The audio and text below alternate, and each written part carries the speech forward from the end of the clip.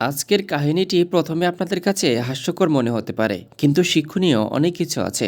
ভিডিওটি প্রথম থেকে শেষ পর্যন্ত দেখুন। আশা করি আপনাদেরও অনেক ভালো লাগবে। চোখের চশমা আর জীবনের বাস্তবতা নিয়ে আজকের এই ভিডিও। রহিম মিয়া একজন সাধারণ মানুষ। বয়স 50 পেরিয়েছে, তবে কাজকর্মে এখনও চটপটে। গ্রামের বাজারে মাঝে মধ্যে মাছ কিনতে যান, বন্ধুদের সঙ্গে আড্ডাও দেন। তবে ইদানিং একটা সমস্যা তাকে খুব কষ্ট দিচ্ছিল। চোখে ঝাপসা দেখেন, কিছুতেই স্পষ্ট দেখা যায় না। মাঝে মাঝে বড় আর ছোটের তফাৎ বোঝাও মুশকিল হয়ে পড়ে। একদিন ঠিক করলেন শহরের এক চোখের ডাক্তার দেখাবেন। ডাক্তার চোখ পরীক্ষা করে বললেন, আপনার চোখে কিছু পাওয়ার সমস্যা আছে। একটা চশমা আর কিছু ওষুধ লিখে দিলেন, কিন্তু হুঁশিয়ারি দিয়ে বললেন, চশমার পাওয়ারটা যেমন দিয়েছি তেমনটাই নেবেন, না হলে সমস্যা হবে। রহিম মিয়া চশমার দোকানে গেলেন। দোকানদার বললেন, ফ্রেম 250 টাকা, কাঁচও 250 টাকা, মোট 500 টাকা। রহিম মিয়া জিজ্ঞেস করলেন, 250 পাওয়ারের কাচের দাম আর 500 পাওয়ারের কাচের দাম কি এক? দোকানদার হেসে বললেন, জি হ্যাঁ, কাচের দাম একই। রহিম মিয়ার মনে খটকা লাগলো। ভাবলেন, দাম যদি একই হয় তাহলে বেশি পাওয়ারটাই না হয় নেই। 500 পাওয়ার তো নিশ্চয়ই ভালো দেখাবে। এই ভাবনা থেকেই তিনি 500 পাওয়ারের চশমা বানিয়ে নিলেন। চশমা পরে মনে হচ্ছিল সব কিছু বড় বড় দেখাচ্ছে। খুশিতে আত্মহারা রহিম মিয়া হাঁটতে বের হলেন। বাজারে গিয়ে দেখলেন এক মাছওয়ালার দোকানে বড় বড় কই মাছ। ভাবলেন, আহা, এত বড় কই মাছ! এটা তো বাড়িতে রান্না হলে জমে যাবে। বেশ কয়েকটা মাছ কিনে বাড়িতে নিয়ে এলেন। স্ত্রীকে বললেন, দেখো, আজ তোমার স্বামী কি দারুণ মাছ এনেছে, ভালো করে রান্না করো, মাথা যেন ঠিকঠাক থাকে। স্ত্রী রান্না করে খেতে দিল। রহিম মিয়া খেতে বসে বললেন, মাথা কোথায়? স্ত্রী বলল, মাছগুলো তো ছোট, মাথা রাখা যায়নি। এতে রহিম মিয়ার মাথা রক্ত উঠে গেল। চিৎকার করে বললেন, ছোট কিভাবে? আমি তো বড় দেখে কিনে এনেছি। স্ত্রী কিছু বোঝার আগেই রহিম মিয়া রেগে গিয়ে স্ত্রীকে ধমক দিলেন। পরদিন আবার বাজারে গিয়ে সেই মাছওয়ালার কাছে গিয়ে বললেন, তোমার জন্য আগামীকালকে আমার স্ত্রীর উপর হাত তুলেছি।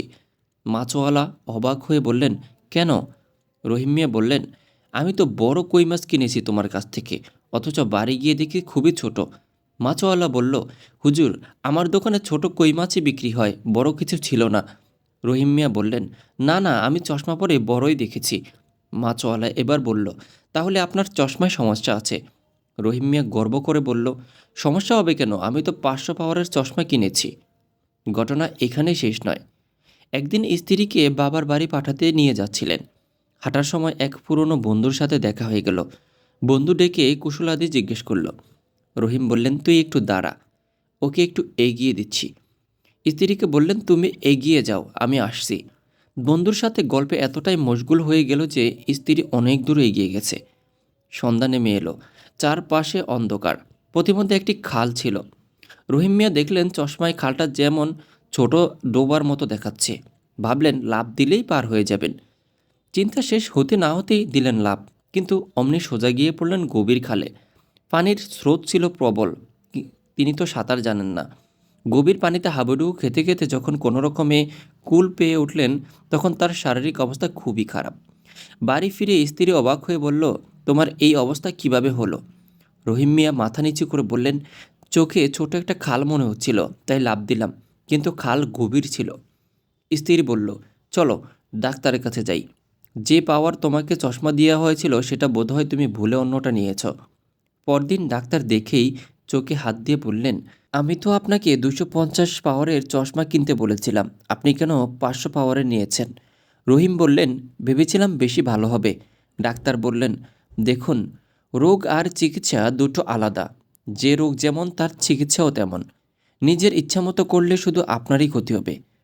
চোখের যেমন ঠিক পাওয়ার দরকার, তেমনি জীবনেরও আছে একটা সঠিক দিক নির্দেশনা। এই গল্পের শিক্ষণীয় দিকগুলো হলো, ঠিক যেমন চোখের ভুল পাওয়ারের চশমা পরে রহিম মিয়া জীবনের সমস্যার মুখে পড়েছেন, তেমনি একজন মুমিন যদি কোরআন ও হাদিস থেকে নিজ ইচ্ছামতো সরে গিয়ে নিজের দৃষ্টিভঙ্গি মেনে চলে, তবে জীবনে বিপদ আসবেই। আল্লাহ ও তার রাসূল সাল্লাল্লাহু আলাইহি ওয়াসাল্লাম যে পথ দেখিয়েছেন সেটি একমাত্র সঠিক। সেখানে নিজস্ব ব্যাখ্যা, মনের যুক্তি কিংবা অতিরিক্ত কিছুই যোগ করার কোনো সুযোগ নেই। কোরআনের বিধান যেমন আল্লাহ দিয়েছেন, হাদিসের বর্ণনায় যেমন রাসূল সাল্লাল্লাহু আলাইহি সাল্লাম রেখে গেছেন, ঠিক তেমনইভাবে মানা মুমিনের কর্তব্য। নিজের মনমতো ধর্ম মানলে ঠিক যেমন ভুল পাওয়ারের চশমা চোখে দিলে জগৎ ঝাপসা হয়ে যায়, তেমনি ভুল পথে চললে জীবনও অন্ধকারে ঢেকে যাবে। শেষ কথা হলো, রাসূল সাল্লাল্লাহু আলাইহি ওয়াসাল্লাম বলেন, আমি তোমাদের কাছে এমন কিছু রেখে যাচ্ছি যা আঁকড়ে ধরলে কখনো পথ ভ্রষ্ট হবে না, আর তা হলো আল্লাহর কিতাব ও আমার সুন্নাহ। আসুন জীবনকে গড়ি কোরআন ও হাদিসের আলোকে, নিজ ইচ্ছা বা আধুনিক যুক্তির আলোকে নয়। আল্লাহ আমাদের সঠিক দৃষ্টিভঙ্গি ও সঠিক পথের উপর অটল থাকার তৌফিক দান করুক। আমিন। আজকের ভিডিওটি কেমন লেগেছে কমেন্ট করে জানাবেন। ভিডিও ভালো লাগলে একটি লাইক করবেন, চ্যানেলে নতুন হলে চ্যানেলটি সাবস্ক্রাইব করবেন।